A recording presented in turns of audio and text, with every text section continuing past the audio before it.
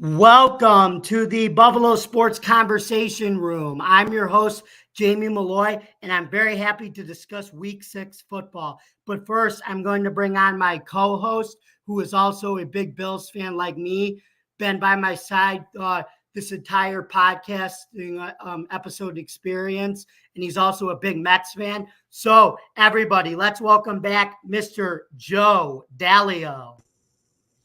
Hey, Joe, how's it going, man? It is going very well. Always enjoy being here on a Tuesday evening.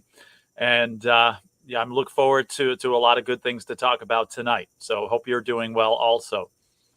I'm doing great. And there's an immense stuff we have to talk about, from upsets to Buffalo's near scare again, but held on for the win, best coaches, and a question of the week again. So, yeah, we got a lot to talk about. But first, guys, we have a very special treat on this episode of the Buffalo Sports Conversation Room. I have here a gentleman who has been a sports columnist for the Democrat Chronicle. He's been covering stories like the Buffalo Bills and MLB and other sports for many, many years now. Ladies and gentlemen, it is my pleasure to welcome on for the first time on the Buffalo Sports Conversation Room, Mr. Sal Maiorana. How you guys doing? Sal, how's it going? Very good. How you guys doing? We're Doing good. great. We're good. Thank you. Thank you for joining us. No problem.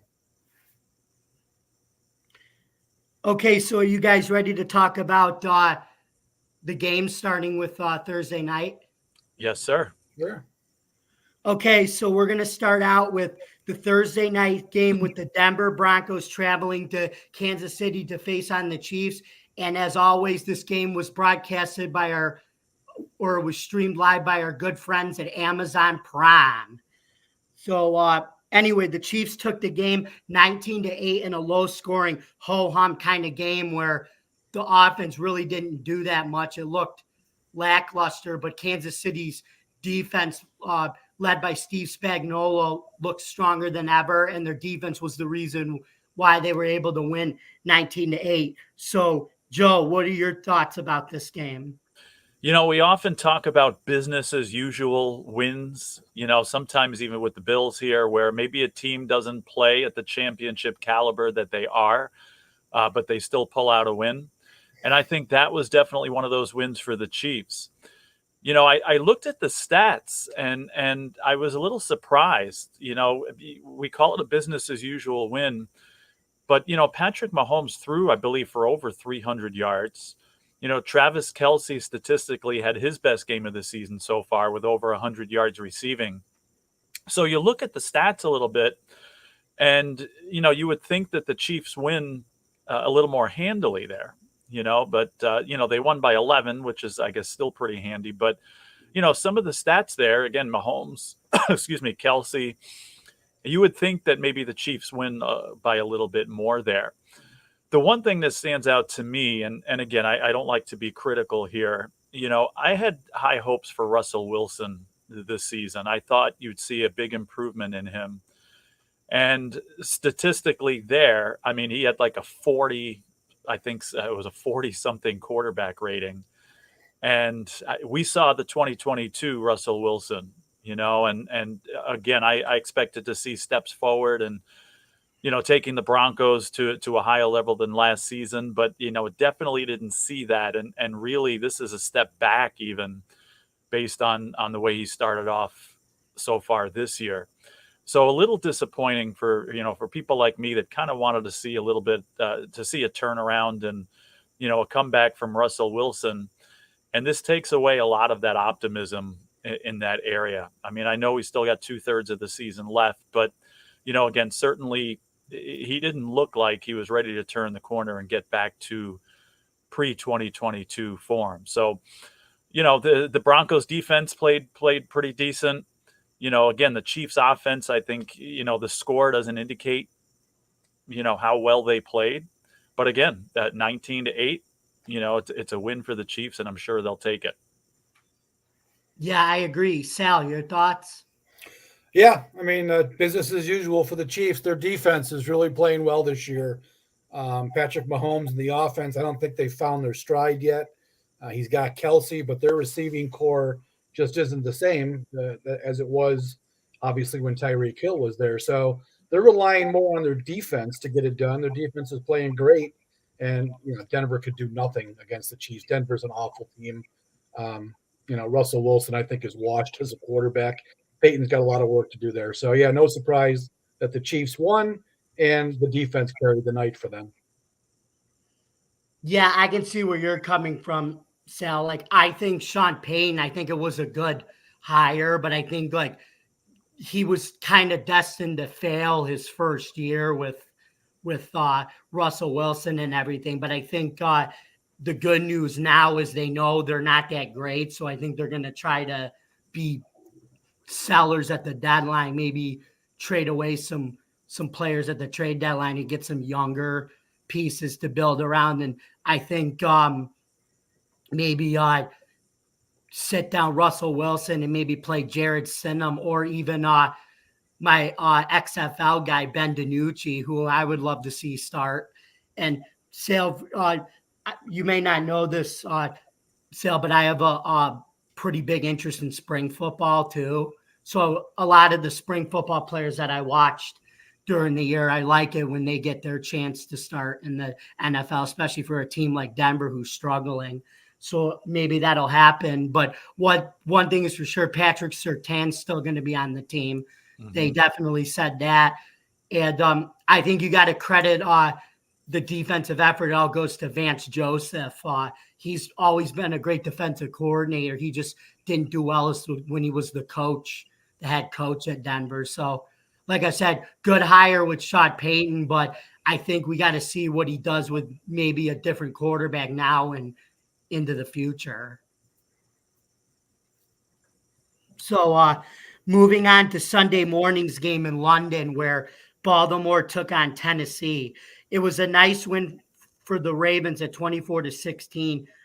And yes, the Titans lost this game, but it didn't come without a price, as the team lost starting quarterback Ryan Tannehill to, once again, a potential season ending to a long-term injury that's going to keep him out for a while. And now it's going to hand the keys to Malik Willis again to hopefully finish the season. And if not, that means we'll probably get to see Will Levis make his first start if his turf toe injury is ever healed. So, yeah, that's an interesting development there. But, Sal, what was your take on that game? Did you get a chance to watch that game? Yeah, I watched just a little bit of it. I mean, you got to remember, I'm only at one game on Sunday, so I don't see any game but the Bills. But because it was a 9:30 game, I did look a little bit at the Ravens game. Look, I don't think Tennessee's very good this year. Tannehill or not, they're just not a very good team.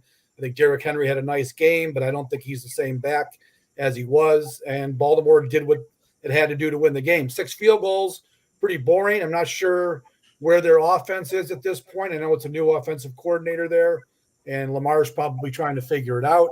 But look, Baltimore was the better team. They got it done, and really not much more to say. Tennessee, I don't think is very good this year. Mm-hmm. Good point.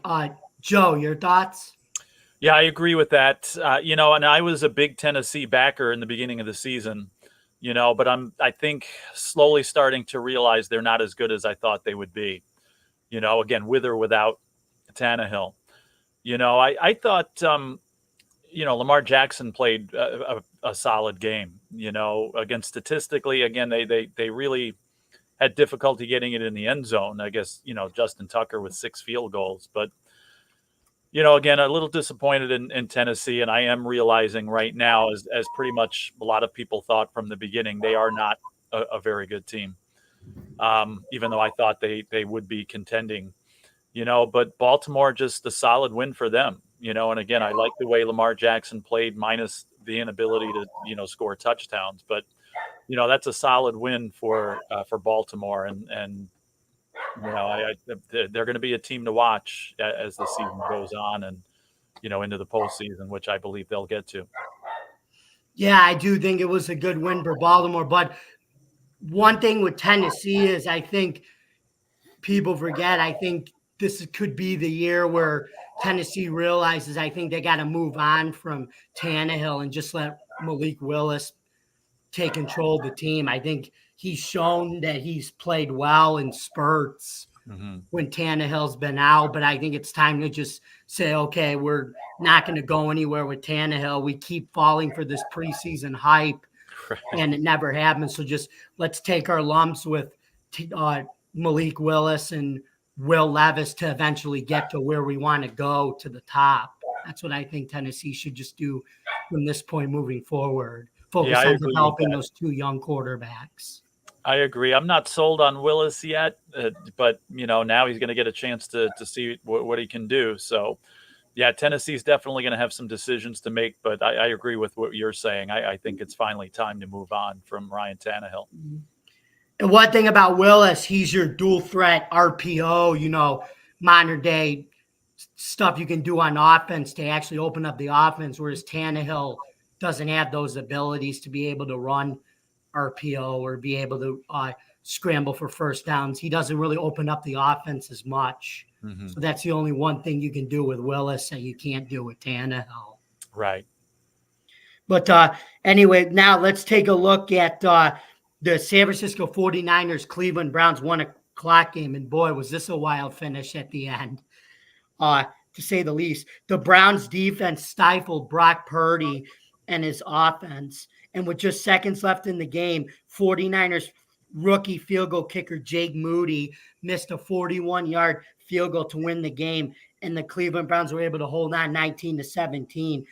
And I want to give a shout out to, like I said, this is another spring football guy of mine, PJ Walker, making the start for the Browns. And for those who don't know, he played with the Houston Roughnecks in 2020 and would have been MVP of the league had the league not shut down due to COVID.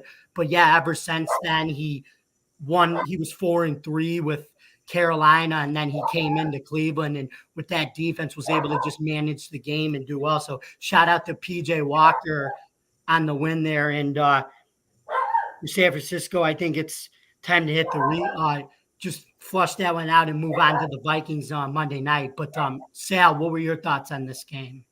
Yeah, shocked, really. Didn't think PJ Walker was going to beat the 49ers, especially when they drove down 80 yards on the first drive and punched it right in. So that was a shock. Look, Cleveland's defense is great. That's a legit defense.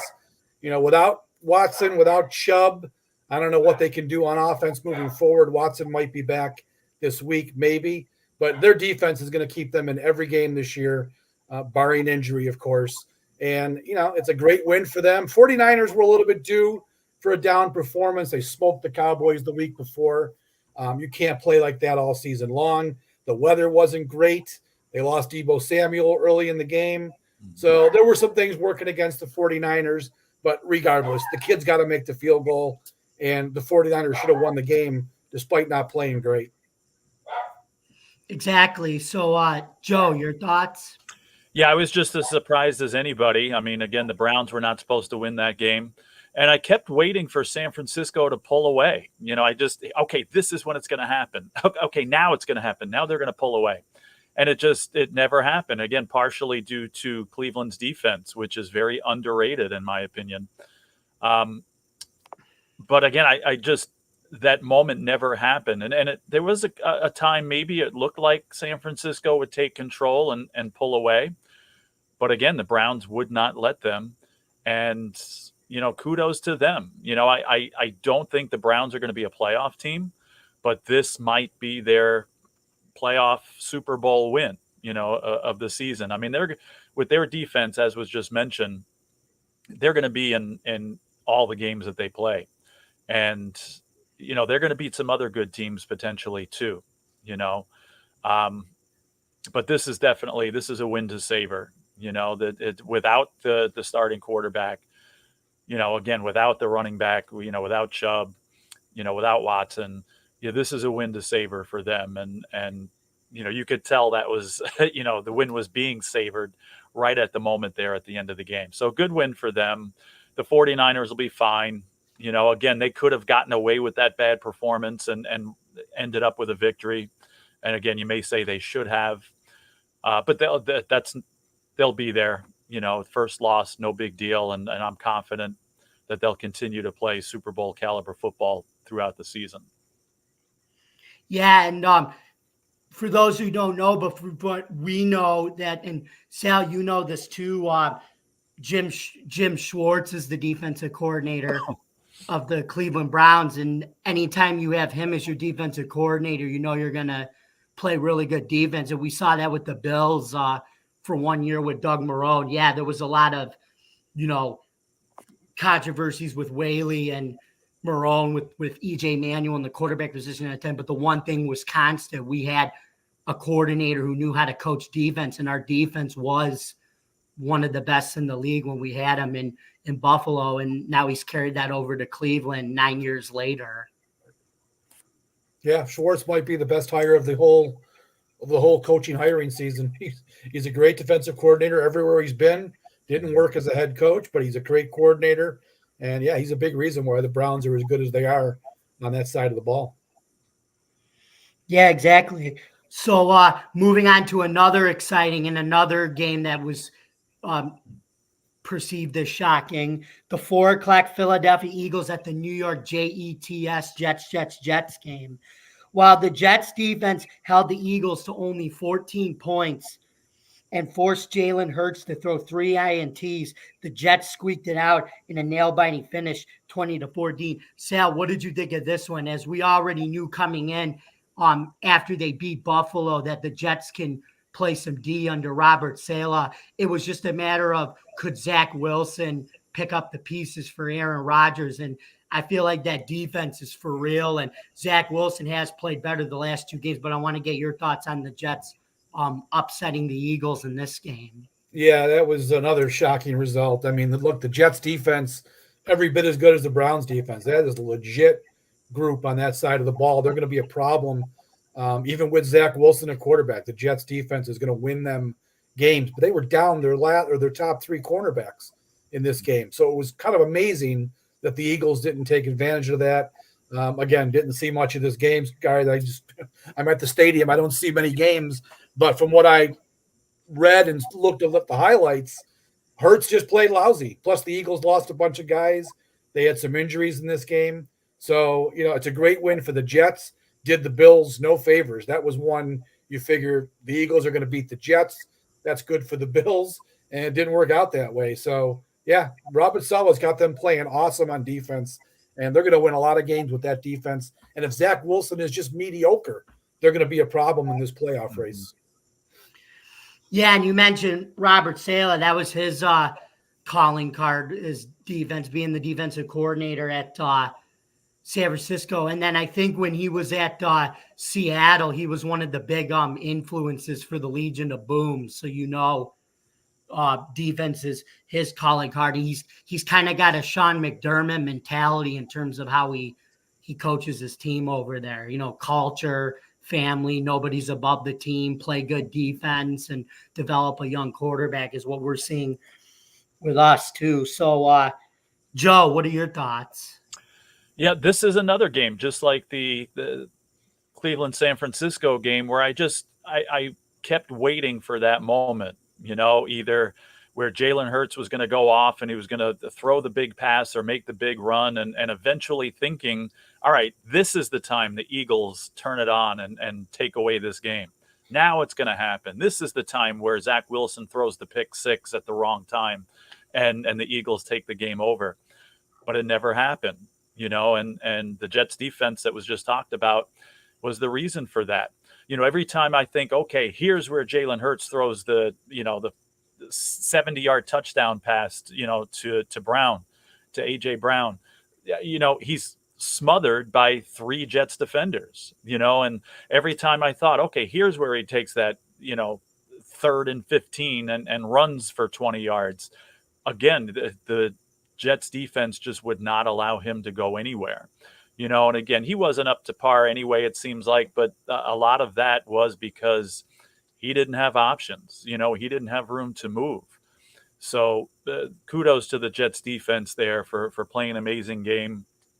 Again, if I'm the Jets coach, I just say to Wilson, you don't have to go out there and win this game for us. You just go out there and don't lose it, and if he continues to do that, again, with that defense keeping them in every game, they're going to be a tough team to play against, and it's not going to be automatic, playing against the Jets there. So great win for them. Just like I said with the 49ers, the Eagles will still be there barring major injuries. It's a loss. They were potentially due. Again, they're going to continue playing Super Bowl caliber football throughout the season as well.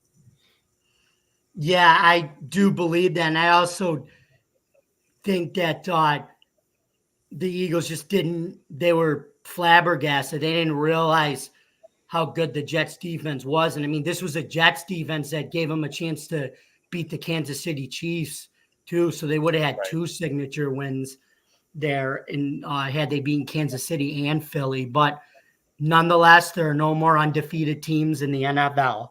So moving on. Okay, so moving on to the main event, Sunday Night Football on NBC, where the New York G-Men came to Orchard Park to take on our Buffalo Bills in a low-scoring but wild finish. Joe, what were your thoughts on this game? Was this maybe a little too close for comfort, or does it feel good to be on the winning side of a game where we don't play well, whereas the Jets and the Jaguars, we lost those games not playing well? Right. It was definitely too close for comfort. The Giants were the heaviest favorites of the whole entire week. 2 touchdown favorites to win this game, and you figure it shouldn't be much of a problem. Daniel Jones not there. Barkley not 100%. So, I think I hate to use this as an excuse, but people talk about jet lag coming back from London. I'm sure that had something to do with it. But we talked about the philosophy of, I just said Zach Wilson, go out there and just don't lose the game. And isn't it funny that when Tyrod Taylor was with the Buffalo Bills, wasn't that the mentality with him a lot of the time? Just go out there and you don't have to try to win the game for us. Just don't lose it. Don't make mistakes. Don't make stupid plays that cost the game. And I think that was the philosophy for the Giants here. Just go out. I don't even think the Giants expected to win this game, to be honest with you. But he just went out there and played decent and didn't lose it.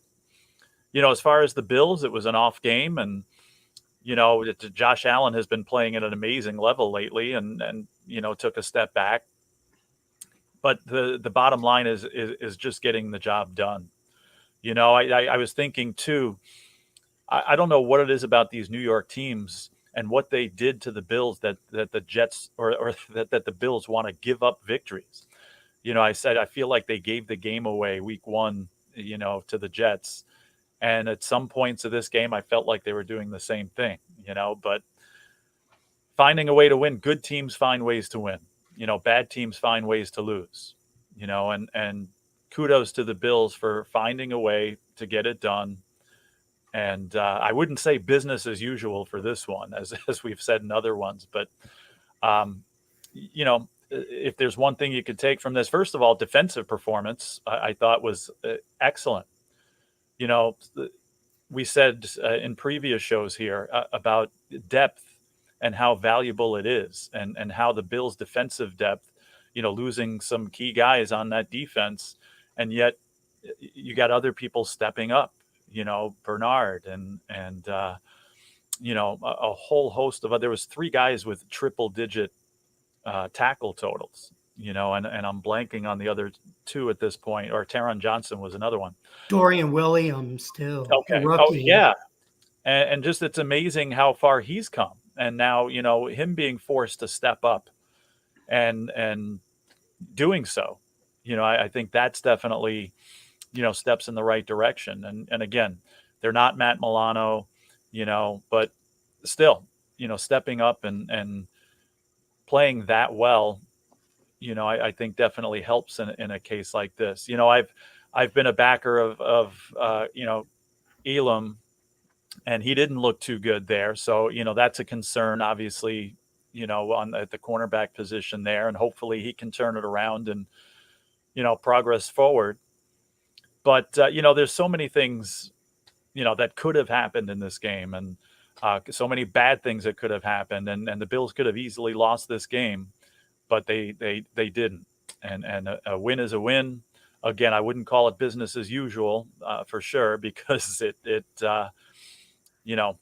was too close for comfort if you're a Bills fan, but they got the job done. And kudos to the Giants that playing to the end and almost getting a victory out of this game, being severely handicapped on offense. So both teams, even though it was sloppy, even though both teams could have played better,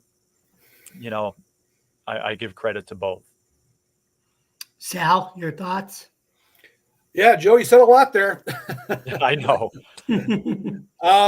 Look, to me, it was an inexcusable performance for the Bills. I'm usually pretty tough on them when they play like that. I thought they played lousy. I'm sorry. That Giants offense is an embarrassment with that offensive line. Not their fault. They get decimated by injuries. The Bills' defense should have dominated them. There was no excuse for the Giants to be on the 1 yard line at the end of the game with a chance to win. I don't care that they held them to 3 field goals. They should have shut that team out with Tyrod Taylor, with their receivers, with that offensive line. No excuses. And offensively, it was an embarrassment for the Bills. That Giants defense came in statistically as one of the worst in the league. Now, yeah, they've got a few nice players, and they had a couple things go their way, but there was no excuse for the Bills offense to be that poor in that game. Josh Allen looked lost in the first half. He has been, outside of that Jets game, I think he's been very good in the 4 games after the Jets game. I don't know what was happening. He looked completely and utterly befuddled. And maybe part of that had to do with Brian Daboll, a lot of knowledge on Josh Allen.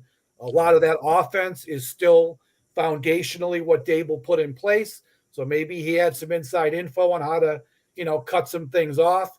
But look, that should have been a 3-touchdown win for the Bills. And there's no jet lag involved there, Joe. They were back a week after that London game. It was jet lag going to London. I think They totally whiffed by going over there so late. That was a bad call by the Bills. I flew over there and got there Friday morning. Same schedule as them. And I would, I'm 60 years old, so I'm not playing a game. But I was tired on Sunday because I never really caught up until Sunday night, actually. So they made a big mistake there. But this game, there was no excuse.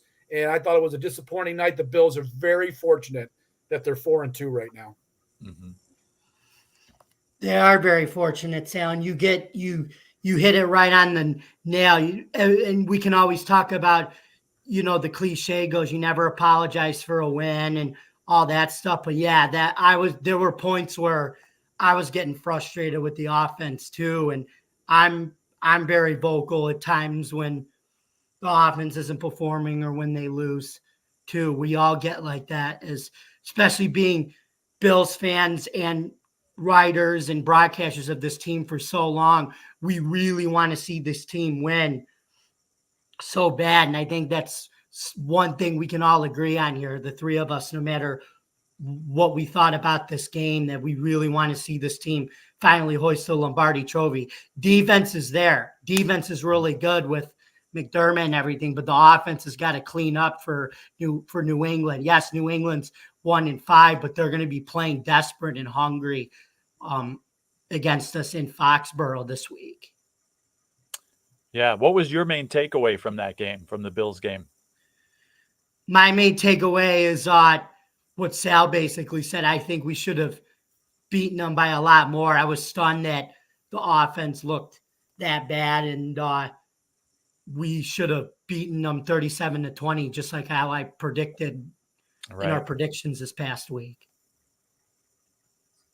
Okay. And speaking of predictions, last week we predicted the score of this game. We said, Joe said that the Bills would beat the Giants 34-17, and I said 37-20, but I guess we were a little off. No, wait, not even a little off. Nay, we were way off.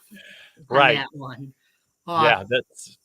And we apologize for that, folks. We're not perfect. We're podcasters, but hey, that's why we go back and play Monday morning quarterback with our jobs and to make sure what we did right and what we didn't get right. And that's a big Monday morning quarterback for all of us on that one. So now I guess what do we say? We do a better job for this Sunday against the Patriots. Joe, what's your prediction for this final score this week? All right. So now I've changed my mind a little bit. When we went through our game by game predictions this year, I thought I predicted that the Bills' second loss would be this game at New England.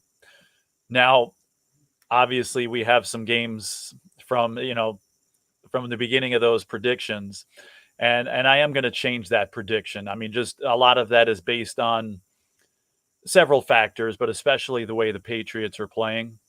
And again, the Bills, didn't play their best game this past game, and the Patriots are going to be up for this game, but so are the Bills. It's still a division rival. It's still a game that they have to win, and I think they're going to want to try to recover, after a subpar performance this past week. So, even though if you watch this podcast regularly, originally I predicted a Patriots victory here.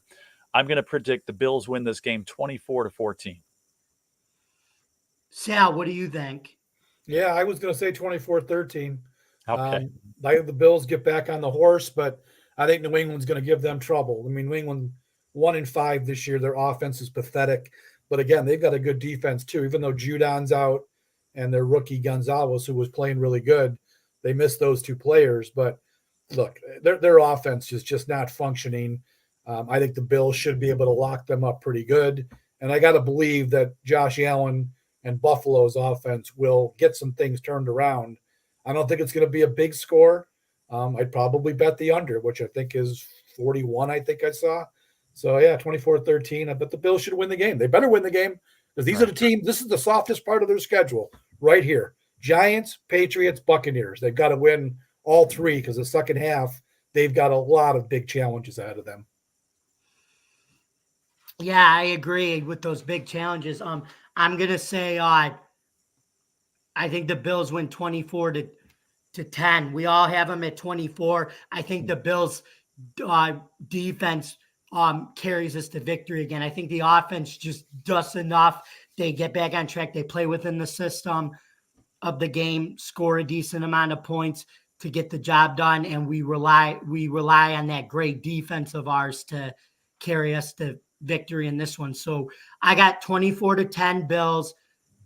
Joe has 24-14 and Sal has 24-13. So we all have the Bills beating New England and Foxborough this week. Yes, good. So last but certainly not least, we have our Monday night game where the Dallas Cowboys were in SoFi Stadium in Inglewood, California to take on the Los Angeles Chargers.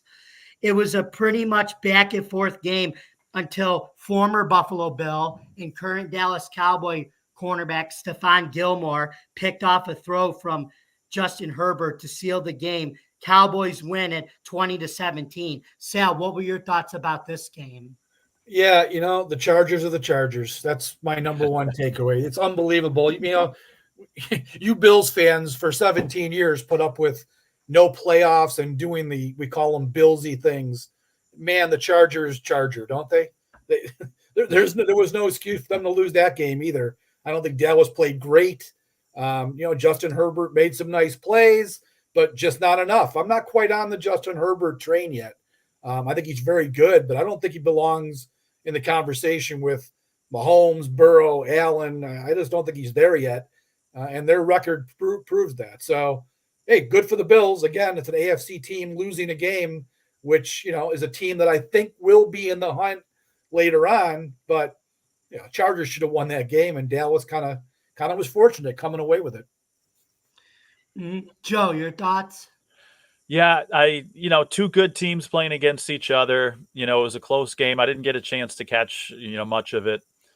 But, I expected it before that. I expected Dallas to win a close game, and they did. Like was just said, the Chargers being the Chargers and, losing games that they could have won and kind of need to win a little bit just to push themselves forward. But, statistically, both quarterbacks played very well, but again, just some of those intangibles there. Good win for Dallas, especially, after the previous one against the 49ers, and again, I agree that the Chargers will be there in the end too, but they're going to have to start learning to win some of these games, and we'll see if that happens. But, two good teams again, either team could have won, but, Dallas won a close one. So, kudos to them. Yeah, kudos to the Cowboys. Another game where they relied on their defense to make the plays necessary to win, and Dak played within himself, didn't try to force the ball, didn't try to make that one interception that throws him off the rest of the game. And when he could have forced the ball, he took a sack, which was smarter than throwing an interception there. And the Cowboys just played a basic game that needed to win. And congratulations to Brandon Aubrey from my USFL Birmingham Stallion guy, kicking the game-winning field goal. And Joe, I like talking about my USFL players here who do well in the NFL, and he's been one of them who's been having a fantastic season with the Cowboys so far. Yeah, those former USFL players are always on Jamie's radar. So you spot them from a mile away. I'm glad someone's paying attention to that stuff, because I know I'm not. I don't either, but like I said, I've never met anybody who's so in tune with that. And, if I was in that case, I'd be certainly rooting for players like that to succeed too. So it is always good to see them do that. It started on this platform, actually, when Really? the XFL and the USFL, Adam and Evan used to have podcast shows on here where we would do game recaps for the spring football games. Okay. So I would do that. So this platform was the only one really covering it. So, Awesome. but anyway, I digress. It is that time for our question of the week segment. So Sal, would you like to take a shot at answering this question? Sure. Okay, so here's your question, Sal. Can you guess who this retired NFL running back was? He played on 2 teams, won 10 Player of the Year awards, was in 1 Super Bowl, and had 1 2,000-yard rushing season. Is it Jamal Lewis, Marshawn Lynch, Eric Dickerson, or Chris Johnson? I'll say Jamal Lewis. You are correct. It was Jamal Lewis, who was known for predicting during one of the games that he would rush for over 250 yards against the Browns during one of the games, and that's exactly what he did in the early 2000s. I remember that too. I was a little guy. So Yeah, he was a good player. congratulations for getting the player. question right. Yeah, he was a good player, Jamal Lewis.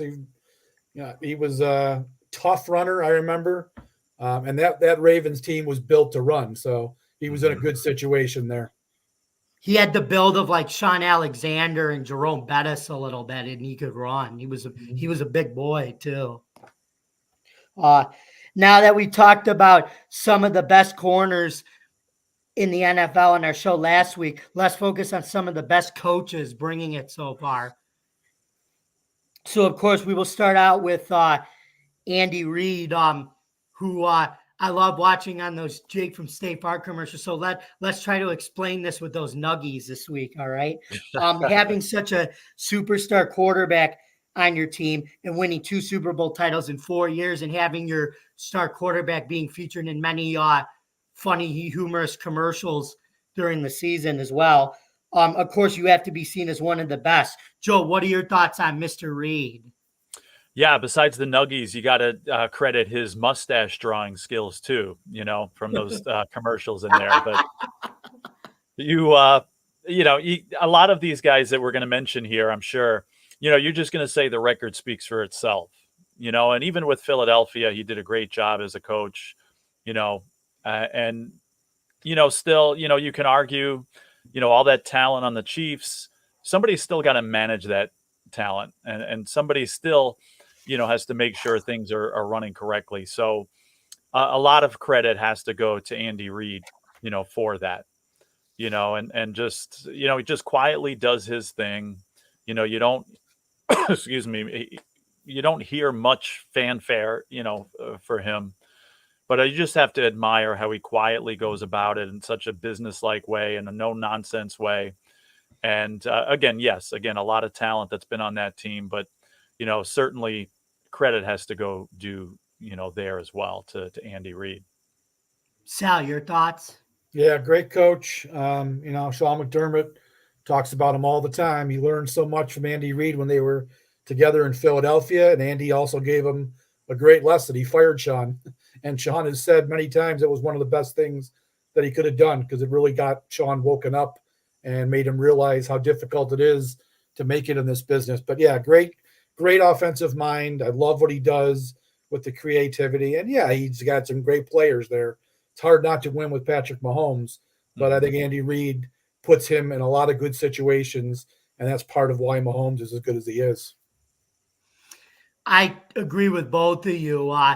It's about him being there with a talented team, getting another shot after a 20-year run at Philly. He loves coaching the game, doesn't want to retire anytime soon. And why would you? You got one of the best superstar quarterbacks in the league, and he loves what he's doing. I mean, he doesn't want to retire and go do nothing. I mean, he's made a ton of money being with the Eagles, and now he's making even more money with the Chiefs. I mean, I don't want to retire someday. I love what I'm doing with this podcast, so I can see it from his point of view. Now, as a coach, I think he really does a great job at getting the most out of his players and puts them in the position to win a lot of games, especially when they're behind, to make comebacks. So yeah, Andy Reid is the reason why Mahomes is a great quarterback. So let's move on to Kyle Shanahan and the 49ers.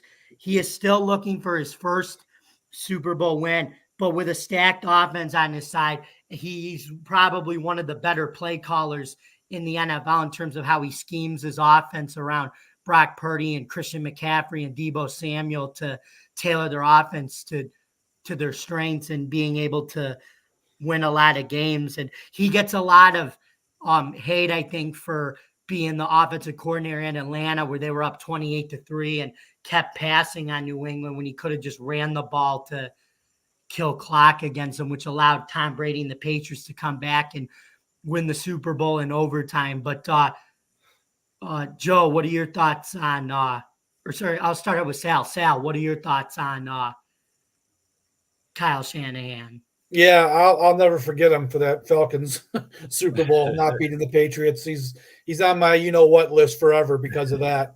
And I was never really a big Shanahan guy. I thought he was a little bit overrated, kind of lived off his father's name a bit. But I've come around on him maybe the last couple of years. I think he's become a very good coach. Look, he's got great talent in San Francisco, but he does have Brock Purdy.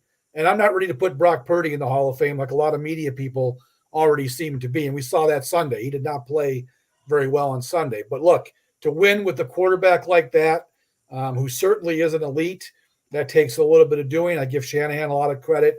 They've got a nice offensive system there. But really, their defense can be great too. And I'm not sure how much of a finger in the pie he has on defense, but that's a really good team he's built.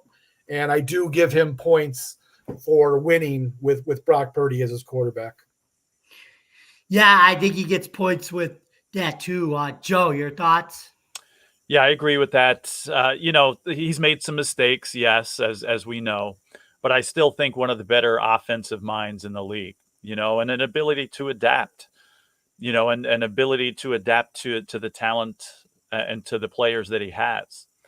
And I think that's pretty admirable too. And, as it is with Andy Reid too, should have mentioned that too, just constant adjustments and the ability to do that. But, Shanahan, knows how to work with his players and consistently develop, new offensive schemes and different ways to do things, which I think certainly helps keep things fresh, helps keep other teams, off guard. And definitely, I think one of the better coaches in the league, to be honest with you. One of the guys that's kind of readapted the philosophy of the pre-snap tight end wide receiver motion, where you put a tight end motion as a spy like there to confuse the defense. and then you're able to either run the ball with it very well or use play action very well with it, or the more you do it, it allows for trick plays too out of the backfield. But one thing I think Shanahan does a great job is using Deebo Samuel and out of the backfield, which now you're starting to see other teams do that too. We always talk about that, Joe, the Deebo Samuel effect. But I also think you see the Kyle Shanahan effect with other teams who use a lot of pre-snap motion and other ways, like how the Bills use that. They use the Kyle Shanahan pre-snap motion to try to create mismatches for their offenses. So you're starting to see both of those effects take place around the league, and that starts with him creating a league trend. So moving on, let's take a look at the Seahawks. Pete Carroll, at the age of 71 and being the oldest coach in the league, he's showing no signs of slowing down. Joe, what are your thoughts on his coaching styles? Is some people believe, I think he's kind of like the modern day Marv Levy, not really an X's and O's guy, more motivation, just go out and play, and is never seems to age too. He looks great for 71. Right. And he's still got that spark, and he's still got that emotion, as well. And I've always admired him for that. You get all these stoic coaches in the NFL and, past and present. And I always appreciated having a guy like this that, he knows his stuff, but I like the emotion. I like the fire, and he still has that in his 70s here at this point. And, again, a Super Bowl to prove it. And, if it wasn't for a boneheaded move in the Super Bowl after they won, they would have had two. But, again, somebody who not only knows the X's and O's, but, knows how to motivate as well and get the best out of his players. And, I think he's doing a great job of that now, because you look at that Seattle roster, and it's not the most talented roster out there, but yet they still keep winning games, and, again, we'll see how this season plays out. And I'm not so sure they're a playoff team, but, based on a lot of the talent level they have, they shouldn't even be part of the conversation. And they're still winning games on a consistent basis. And I think a lot of the credit goes to Pete Carroll on that. Sal, your thoughts? Yeah. Pete, I wish I had the energy that Pete does at his age. It's incredible. He's infectious. I think he's a terrific coach. I remember him, if you can believe this, he was a Buffalo Bills assistant coach in the mid 80s. And I remember, I was around the team a little bit at that time. I was still in college, but I was working for the AP, and I remember him as an assistant coach. He's gone on to do great things. Joe's right. They should have 2 Super Bowls. Totally boneheaded decision that, again, the Patriots luck out and win another Super Bowl that they shouldn't have won. But Pete Carroll he's a breath of fresh air. You wish more coaches had his enthusiasm, that infectious nature that he brings to the team. These guys are all robots. Most of the guys are robots these days, and Pete's definitely the exception. So I appreciate a guy like that.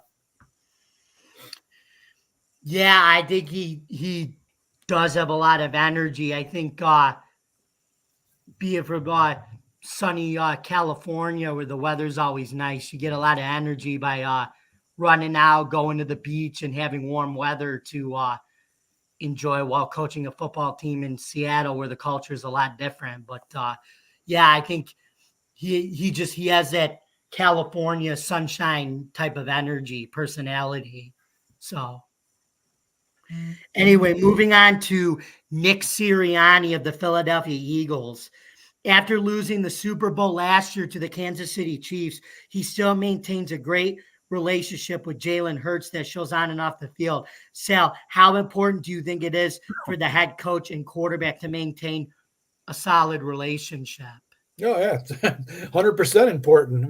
Those are the 2 most important people on the field, right? The GM is obviously very important upstairs, but that quarterback and coach relationship has to be a good one. We're seeing that with New England. Belichick and Jones, I don't think it's a great relationship. I think there's a little bit of tension there. We've seen it in a lot of places. Pete Carroll and Russell Wilson at the end of Wilson's tenure in Seattle. So yeah, the coach quarterback relationship is vital. And I think the best teams have that duo in sync, right? I mean, if you're thinking the same way and doing things the same way, the game plan, everyone's on the same page. Those are typically the teams that succeed. Again, I'm not in tune with, Nick Sirianni and Jalen Hurts. I'm not paying attention to the Eagles, but it looks like it's working. They went to the Super Bowl, and they're one of the best teams in the NFL this year. So yeah, Sirianni's done a great job. Again, local guy from Jamestown, so that's cool.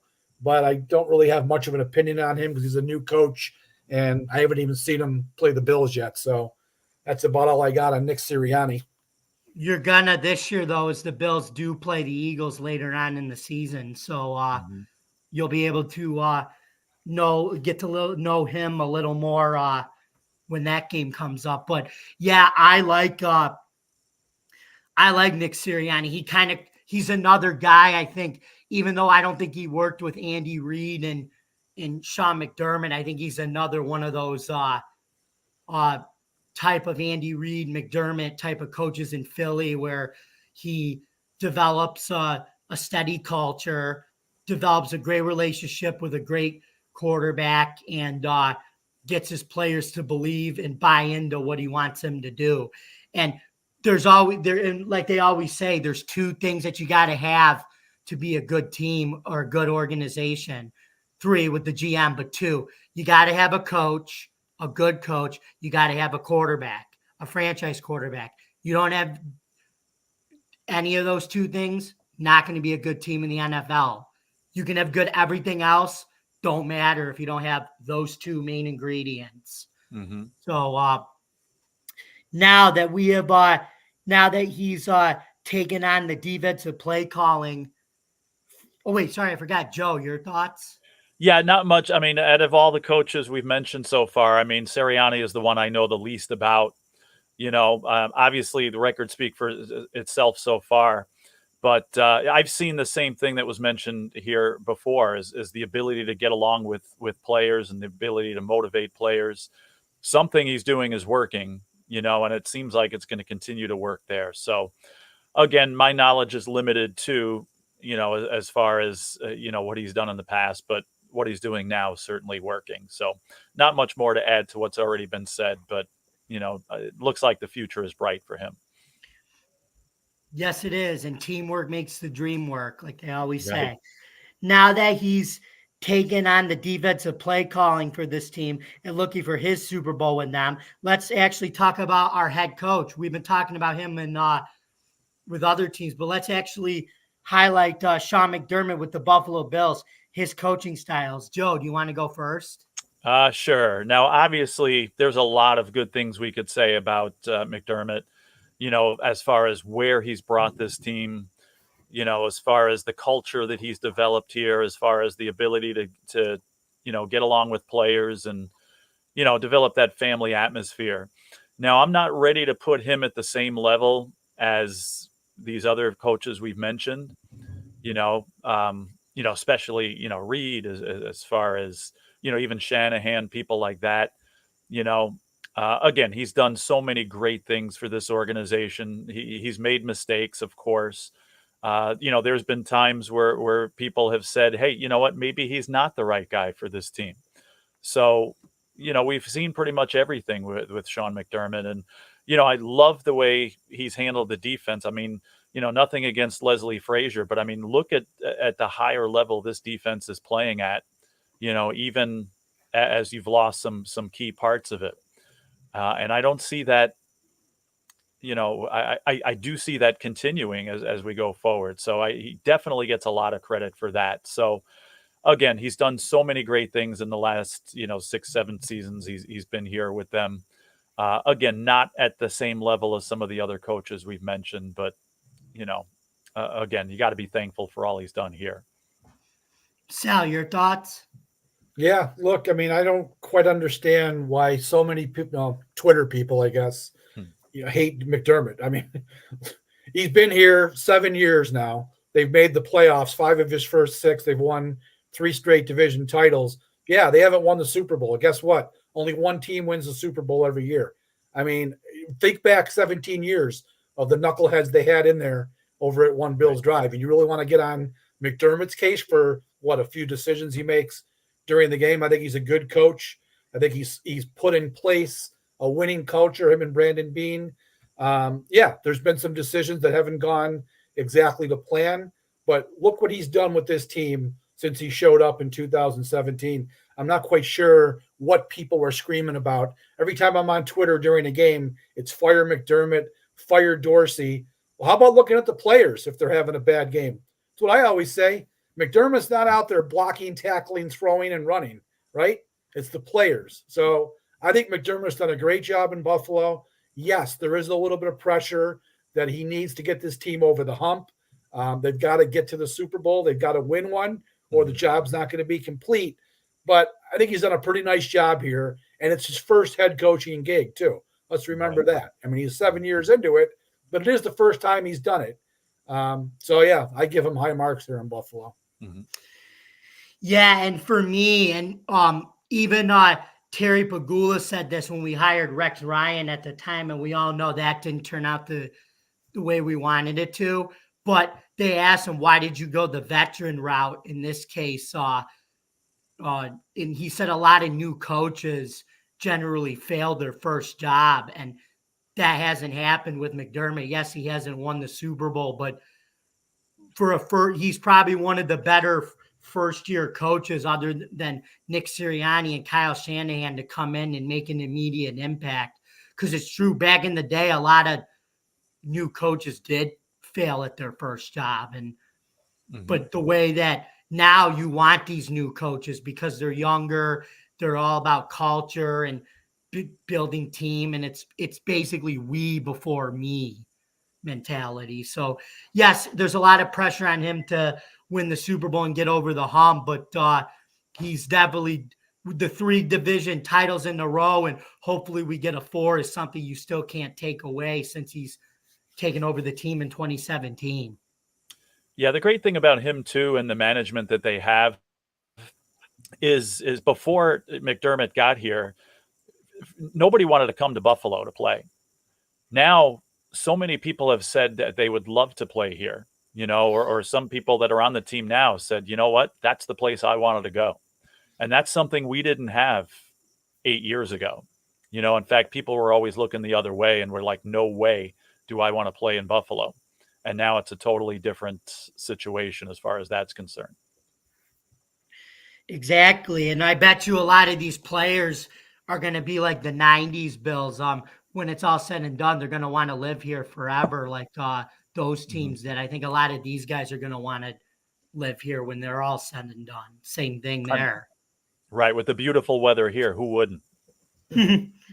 But they're going to want to live here with the new stadium pretty soon. We're going to get that $1 billion stadium that you normally see everywhere else around the country. Now they're going to want to come here, even with the cold weather, to be at that stadium. So anyway, okay, I know he's not actually killing it this season, but I have to ask you guys if you guys think that Bill Belichick, having won 6 Super Bowls with Tom Brady as quarterback with the New England Patriots, did that make him a good coach, or was it just because that after Cleveland, he never really, when he got fired from Cleveland, he just happened to strike gold with Brady, and then the rest is history. Sal, your thoughts? No. Look, I mean, Tom Brady certainly was the key to that whole thing, but Bill Belichick's a great coach. I'm never going to take that. I can't stand the guy, but I'm never taking that away from him. Now, would he have won 6 Super Bowls without Tom Brady? Highly unlikely. Brady is the greatest quarterback in the history of the game, but let's face it, Bill Belichick is a great football coach. He's been a great coach for 4 decades now, first as a defensive coordinator and now as a head coach. So, yeah, he's as good as there's ever been, and there's really not much argument there. Joe, what do you think? I completely agree with that. It's yes, Brady certainly deserves credit, and we've seen what happened since Brady has left, but I don't think you could take away from Belichick. And again, even before getting to New England, I thought he was a very good coach. This situation, obviously puts him in the Hall of Fame, but I completely agree. You can't take anything away from him. he's developed, he's manipulated, he's done it all, but he knows football. He knows how to coach. He knows how to motivate, knows how to get the best of his players. Definitely you can't take anything away from him. And just, I think you have to put him high on the list as far as best ever, in my opinion. Yeah, I think the one thing I do give him credit for is, it hasn't gone well without Brady. But if you look at what he was able to do with Mac Jones the first couple of years, like those teams that roster was probably like a 4 to 5 win team. And he still had them going 8-9 or 9-8 because his teams played great defense and just had the quarterback manage the game. So he's done a good job at taking 4-win teams and turning them into 8 or 9 win teams. Now, will that happen again this year? Doesn't look like right now. It's looking too good, but we got to give him his flowers for being able to work with a less talented roster and try to make it successful. Right, So, I agree. well, it looks like we are coming to the end of our show. So, Joe, where can we find you in this crazy social media world in 2023? You can find me on X, Twitter, whatever you call it, Joe Dell Sports on there. Sal, you? Yep, I'm at Twitter. My name at Sal Majorana, and obviously at the paper, DemocratandChronicle.com. All my Bills coverage is there, so that's where you can find me. Okay, and then you can also find me, yours truly, the host on this podcast, on Bills Chat 1 at Bills Mafia Chat, and also at Jamie Malloy, the unbiased journalist, at DJ Dog Tags on X, Twitter, whatever you want to call it, and DefiantTakesFootball.com, where I write stories about the Bills, Syracuse football, and spring football. And we'd like to thank Sal again for joining us on this show. Thank you for coming on, Sal. It was awesome. Thanks for having me, guys. Thank you very much. Okay, so thank you very much for listening, guys. And remember, Justin Pugh can say he's straight from the couch. The Bills may have struggled in this game. We don't have any more undefeated NFL teams. The Chiefs and the Bills have to rely on their defense to win games. But you already know where I'm going with this. And to quote the great Chris Berman on ESPN, and also another great member of the Bills Mafia crew, nobody circles the wagons like the Buffalo Bills. See you next time, folks. See you guys. Good night. Thanks again. Okay.